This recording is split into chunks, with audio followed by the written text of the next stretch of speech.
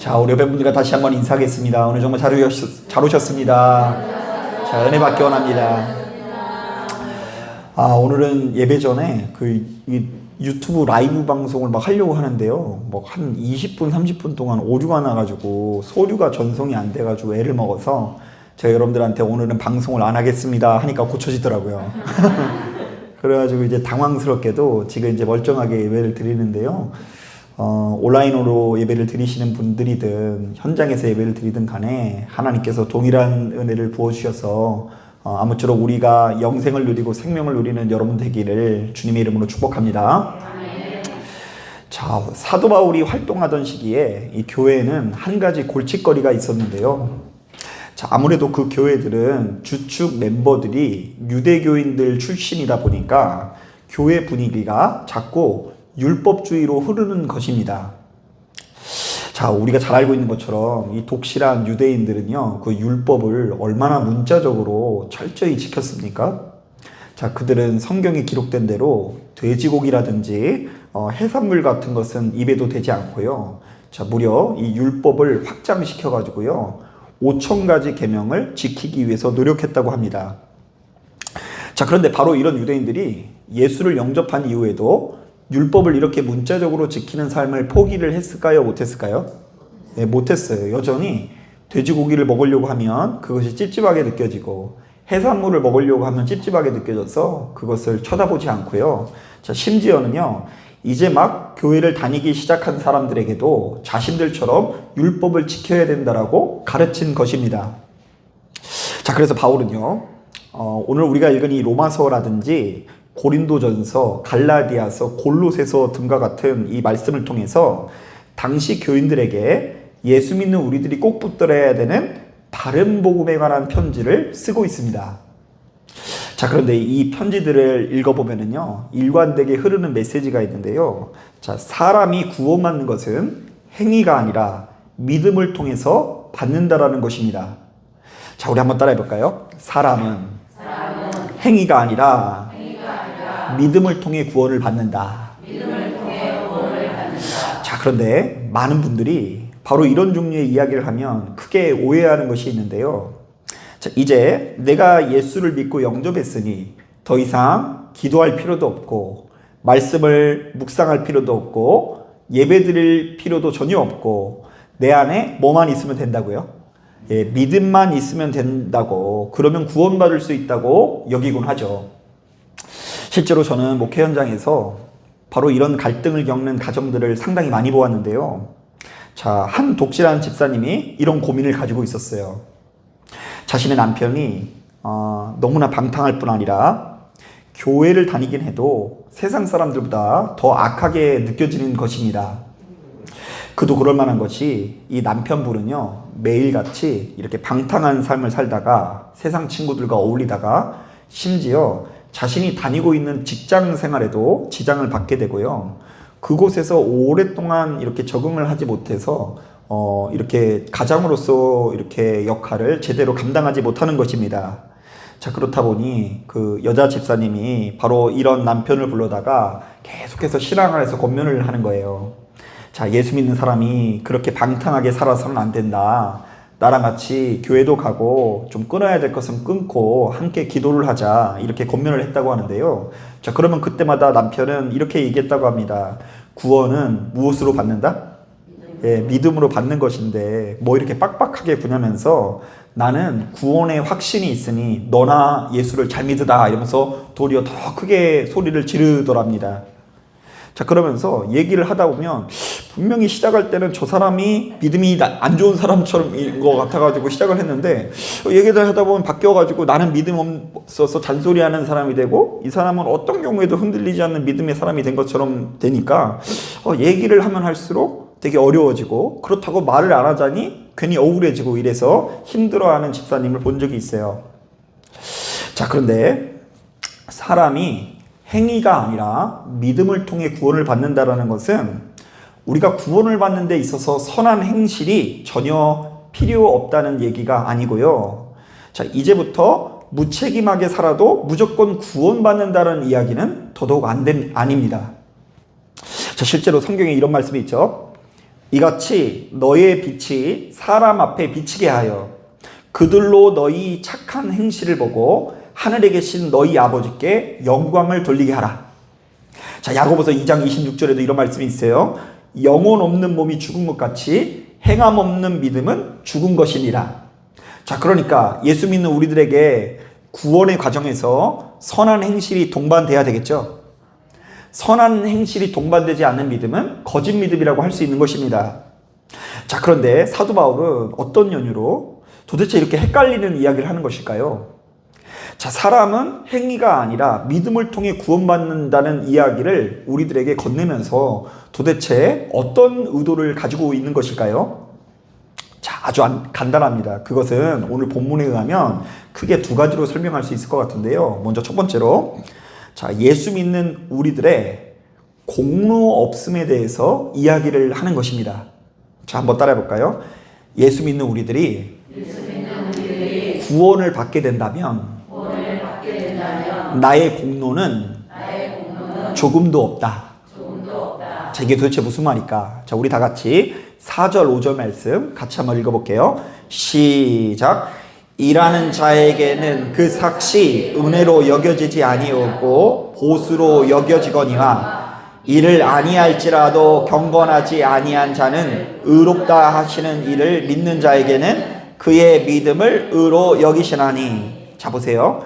자신의 어떤 행위로 인해서 구원을 받는다고 생각하는 사람들은 하나님께 어떤 선물을 받게 되면 바로 그 선물을 무엇으로 여긴다고 하죠? 보수로 여긴다고 합니다. 그러니까 월급 받은 거예요. 내가 열심히 일했으니까 하나님께서 나에게 구원이라는 선물을 주시는 것이 당연하다, 이렇게 생각한다는 것이죠. 자, 반면에 자신은 한 것도 없는데, 자신은 완전히 날라리고 불량품인데 그럼에도 불구하고 하나님께서 주신 선물을 받았다라고 생각하는 사람들은 하나님께서 주신 선물을 보수가 아니라 뭐로 여긴다고 하죠? 은혜로 여긴다라고 하고 있는데요. 자, 바로 이것이 믿음을 통해 구원받는다라는 교리에 담겨져 있는 핵심이라고 할 수 있는 거예요. 자, 이런 점에서 제가 최근에 그 유튜브에서 그 어떤 목사님의 설교 요약본을 읽고 굉장히 은혜를 받았어요. 이게 제가 보려고 본 게 아니라 유튜브에서 자꾸 뭐 이렇게 추천을 해주더라고요. 그런데 이제 어떤 목사님이 설교하신 부분에 그 일정 그 맥락이 굉장히 이렇게 히트가 돼가지고요. 이제 그 부분을 누군가가 이렇게 짧은 영상으로 편집을 해가지고 이렇게 보여지게 되는데요. 자, 그 영상의 주제는 이런 교회는 절대로 가지 마십시오라는 주제예요. 자, 그 목사님은 특이하게도 이 성도님들에게 어떤 권면을 하냐면요. 이 사람이 살다 보면 지금 다니고 있는 교회에서 좀 떠나게 되거나 다른 교회를 이렇게 가야 되는 경우가 있잖아요. 자, 그런데 이런 교회를 가지 말라고 권면하더라고요. 여러분, 돈 자랑하는 교회를 가지 마십시오. 자, 무슨 자랑하는데 가지 말라고요? 돈 많다고 자랑하는 교회 가지 마십시오. 두 번째, 건물 크다고 자랑하는 교회 가지 마십시오. 헌금 많이 들어온다고 자랑하는 교회 가지 마십시오. 유력한 인물들이 교회 나온다고 자랑하는 교회를 가지 마십시오. 담임 목사가 자기 입으로 유명하다고 떠드는 교회 가지 마십시오. 담임 목사가 자기 입으로 자기가 능력이 많다는 교회를 가지 마십시오. 자, 그런데 제가 이 얘기를 들으면 좀 찔렸어요. 왜냐하면 저희 교회 시설 굉장히 좋다고 얘기를 한 적이 있어요, 없어요? 아, 우리 그냥 누추하다고 할 걸. 그냥 굉장히 막 환하고 깨끗하다고 얘기해가지고 막 찔리더라고요. 자, 그러면서 마지막에 이렇게 이유를 좀 설명해 주시는데요. 자, 여러분, 복음의 반대말은 자랑입니다, 이런 말을 하더라고요. 복음의 반대말이 뭐라고요? 자랑. 자, 그래서 자랑하면서 교회를 다니는 것은 어떻게 보면은 제대로 된 신앙생활이 아니라는 거예요. 자, 그러면서 이야기하기 그 계시록에 적그리스도에 대한 묘사가 나온 적이 있는데, 적그리스도는요, 그리스도와 다른 것이 있대요. 그리스도는 온유하고 지고 죽어요. 자, 그런데 적그리스도는 언제나 자신의 힘을 과시하는 사자와 같기 때문에 겉으로는 양이 보았을 때는 굉장히 든든한 것 같지만 양 입장에서는 지가 힘이 없으니까 이 힘세 보이는 사자랑 같은 편 하고 싶잖아요. 그래서 같은 편인 줄 알고 갔다가 어떻게 됐다고요?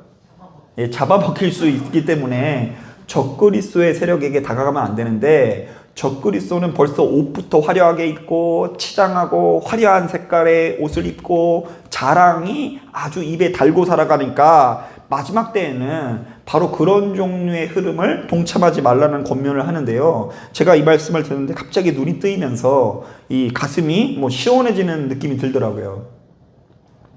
자, 가만히 보면 많은 성도님들이 오해하는 것이 있는데요.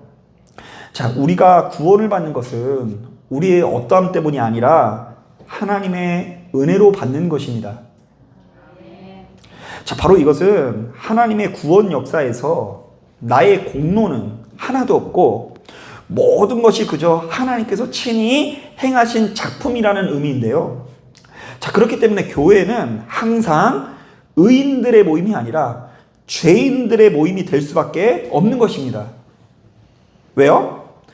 의인들은 죄다. 지들이 잘나고 정말로 잘 먹고 잘 살아서 아주 당연히 받아야 하는 구원을 받은 것이지만, 죄인들은 자신이 너무나 연약하고 부족한 죄인임에도 불구하고 하나님께서 마음껏 베풀어 주셨기 때문입니다. 자, 여러분들은요, 구원이요, 당연히 받아야 되는 구원을 받은 거예요? 아니면 자격 없는데 받은 것 같아요? 거짓말 같은데. 그래도 이 정도 했으면 내가 좀 교회에서 좀 주름 좀 잡았으니까 당연히 구원 받아야 될 것 같지 않아요? 묻지도 않고 따지도 않고. 자, 그런데 그렇게 신앙생활 하지 말라는 관점에서 구원은 행위가 아니라 어디에 있다고요? 믿음에 있다라는 권면을 하는 거예요. 자, 그러니까 믿음으로 구원 받는다라는 말은요, 철저히 예수 믿는 우리들은 공로 없음을 인정해야 된다는 이야기예요. 여러분, 그리스도의 몸된 교회에 속한 우리들은 그 누구도 자신의 공로를 그리고 의로움을 자랑해서는 안 됩니다. 자, 내가 기도를 많이 한다고 해서 자랑할 필요가 전혀 없고 힘을 줄 필요도 없고요. 어쩌다 내가 성공하고 출세해도 자랑할 필요가 없어요. 내가 기도를 많이 한 가운데 응답을 이렇게 받았다? 그거 뭐하러 자랑하냐고요. 자랑할 필요가 없어요. 또한 여러분, 다시 한번 말씀드리는데, 괜히 우리 교회 다니면서 야, 우리 목사님 말씀이 좋아서 부흥했다, 목사님이 인품이 좋아서 사람이 늘어나니 되게 좋다, 이런 이야기를 할 필요가 있어요, 없어요? 조금은 해주셔도 괜찮은데 근데 제가 웃자고 하는 말이고 할 필요가 없는 거예요. 제가 진짜 그렇게 안 하려고 되게 노력을 많이 하고 있어요. 저랑 조금 지내보신 분들은 알 거예요. 저의 연약한 점들을 굉장히 솔직하게 얘기했잖아요. 왜냐면 우리 모두가 다 똑같이 왕같은 제사장이다. 그러니까 목사님만 막 머리가 저렇게 흰머리 있고 막 그러니까 굉장히 신령해 보여가지고 기도받으면 다 치유받고 입에서 엄청나게 대단한 능력이 나가고 이런 줄 아시는데요. 아니에요.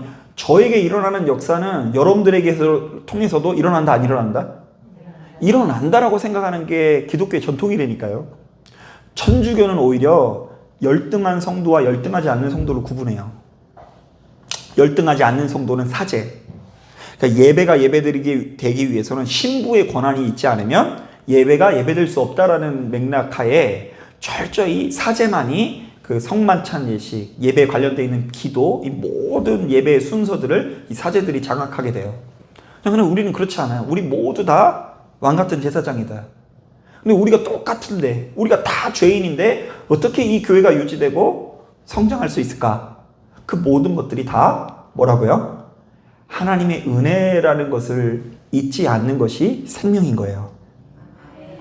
제가 이런 차원에서 그 주일날 말씀도 한번 더 전하려고 그래요. 요즘에 그 넷플릭스에서 나는 신이다, 그런 다큐멘터리가 나왔는데, 우리나라에 굉장히 유명한 그 이단들을 이렇게 모아가지고 해주는 건데요. JMS, 그리고 만민중앙교회, 그리고 아가동산, 오대양 사건 이런 것들을 조명하는데, 저는 1회 보다가 그걸 끌 뻔했어요. 너무 더럽고 추악한 이야기가 많아서. 그런데 이제 그 내용을 보니까 이게 정말로 마지막 때 되게 중요한 메시지 같아요. 우리 모두가 똑같다.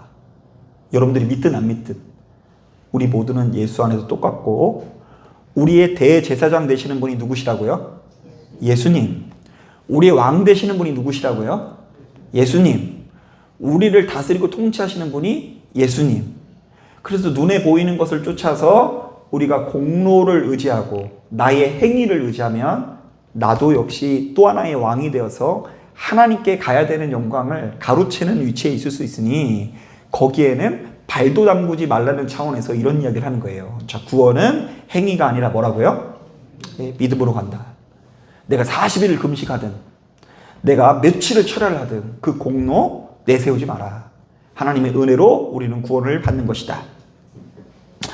여러분, 우리 모두는 그저 하나님 앞에 죄인일 뿐이고 하나님의 은혜로 이렇게 부르심을 받았다라는 것을 뼛속 깊이 인정하시길 바랍니다. 자, 그런가 하면 두 번째로 사람이 행위가 아니라 믿음을 통해 구원을 받는다라는 것은 예수 믿는 우리들은 겉모습이 아니라 우리의 내면이 거룩하기 위해서 부단히 노력해야 된다는 의미로 해석해 볼 수 있어요. 자, 오늘 우리가 읽은 9절부터 12절에도 이와 비슷한 맥락의 이야기가 나오는데요. 자, 이스라엘 백성들은 자신들이 쓸데없이 그 할례를 받았다라는 것에 자부심을 가지고 있었거든요. 자, 그래서 할례를 받은 자신들이 할례를 받지 않은 이방인들보다 우월하고 깨끗하고 더 수준 높은 사람이라고 생각하는 경향이 있었어요. 자, 그런데 오늘 본문에 보니까 바울이 그들이 굉장히 싫어하는 얘기를 하는데요. 뭐라고 하는지 아세요? 자, 그들의 조상 아브라함도 역시 사실은 할례를 받은 후에 부르심을 받은 것이 아니라 할례를 받기 어떻게 해요? 할례를 받기 이전에 부르심을 받았다라는 이야기를 계속해서 하고 있어요.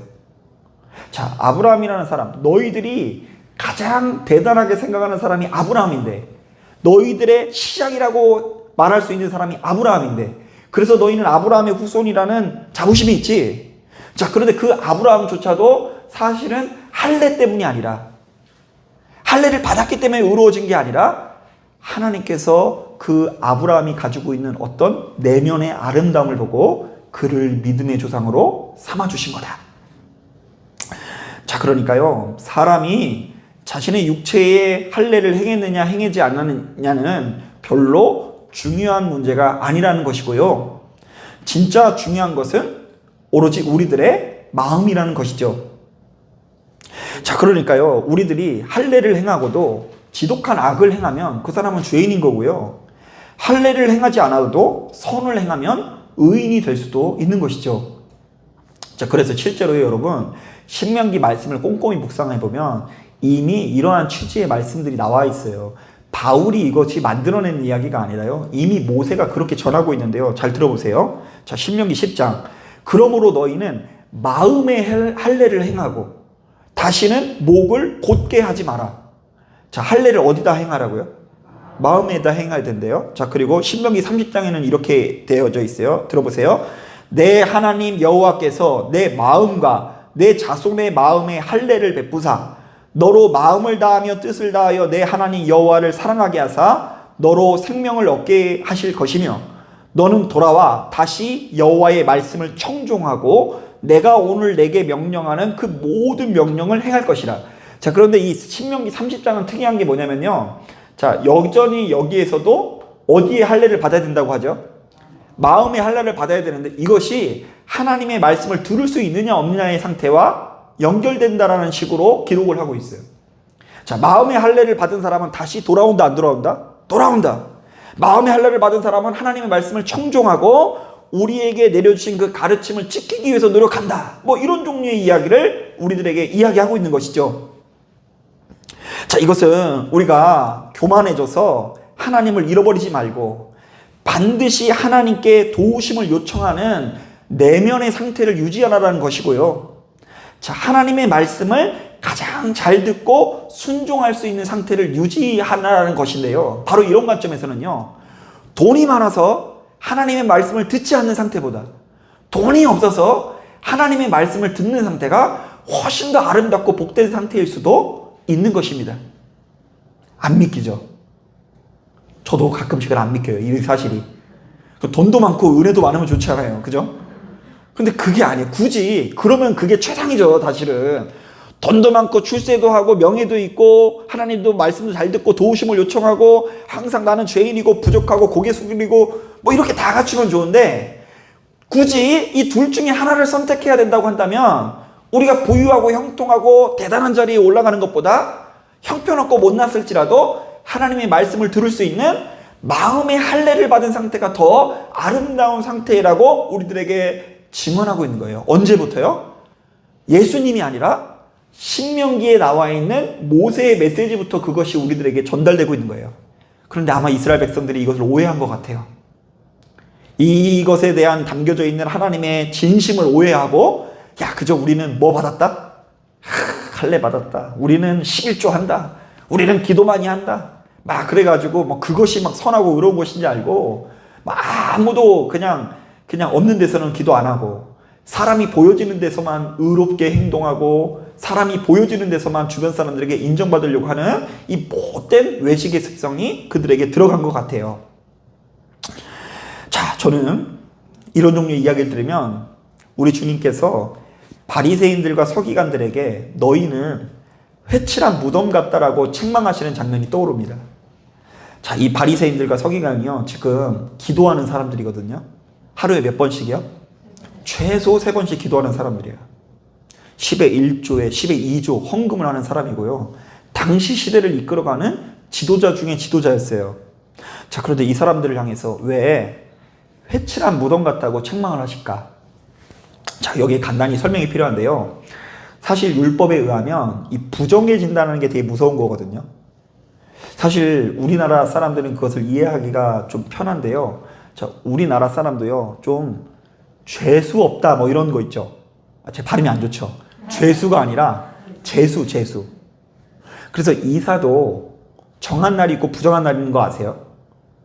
그래서 이제 손 없는 날과 손 있는 날이 우리나라는 요금이 다 달라요.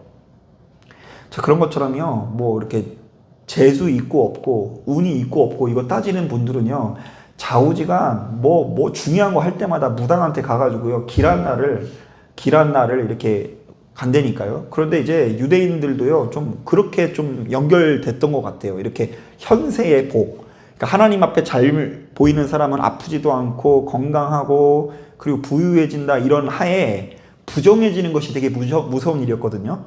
자, 그런데 가장 이스라엘 안에서 부정한 일이 뭐냐면요, 시체와 접촉을 하는 일이었어요. 그래서 이제 레위기에 보면 그게 나와요.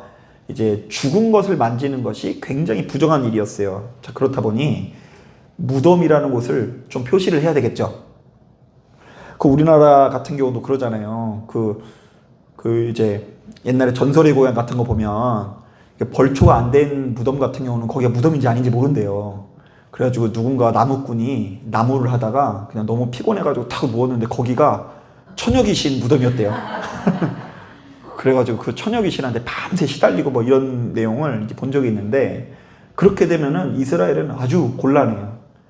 자기의 이제 부정한 상태로 다른 사람 만나면 그 사람도 재수가 없어지거든요. 자, 그래서 격리를 해야 돼요. 여러분, 일해야 되는데, 그리고 삶에 여러 가지 문제가 있는데 일주일간 혼자서 격리하는 거, 이거 보통 일이 아니겠죠. 자, 그렇기 때문에 무덤이 눈에 잘 띄게 보이도록 가장 싸고 일반적인 이 회를 칠하는 문화가 있었어요. 하얀 것들을 이렇게 칠한 것이죠. 그러면요, 밤에도 그 회 칠한 무덤이 보여요, 안 보여요? 보이죠. 달빛에 반사가 돼가지고 하얗게 그것이 보이게 됩니다. 자, 그런데 이게 웬일입니까? 이렇게 부정해지지 않기 위해서 무덤에 회를 칠하는 문화가 생겼는데, 막상 무덤에 회를 칠하고 보니까 무덤 주제에 너무 이쁜 거예요. 우리 교회도 이쁘지 않아요? 하얗게 칠해놓으니까? 가장 안 질리는 색이 흰색이에요. 그래서 이제 집에 뭐 칠할지 모르겠으면 흰색으로 칠하는 말이 있잖아요. 너무 이뻐요. 마치 어떻게 느껴지냐면, 우리 샤랄랄랄랄라 막 포카리 스웨트 아세요? 포카리 스웨트 보면은 파란 거는 하늘이고 물이고 하얀 거는 다 집이잖아요. 산토리니? 자, 그런데 바로 그 회칠한 무덤들이 모인 곳이 관광 명소처럼 돼가지고요, 거기 너무 이쁘지 않니? 이러면서 그거 보러 가고 막 그러는 것들이 이렇게 생긴 거예요. 이방인들 사이에서. 유대인들은 부정해질까봐 못 가는데, 그 이방인들은 그게 뭐 무덤이고 안 무덤이고 뭐가 중요해요. 그냥 산토리니인지 알고 그 포카리 스웨트 광고처럼 가가지고 그것을 보는 거죠. 자, 그런데 아무리 이뻐봤자 지가 뭐밖에 안 돼요? 무덤밖에 안 돼요.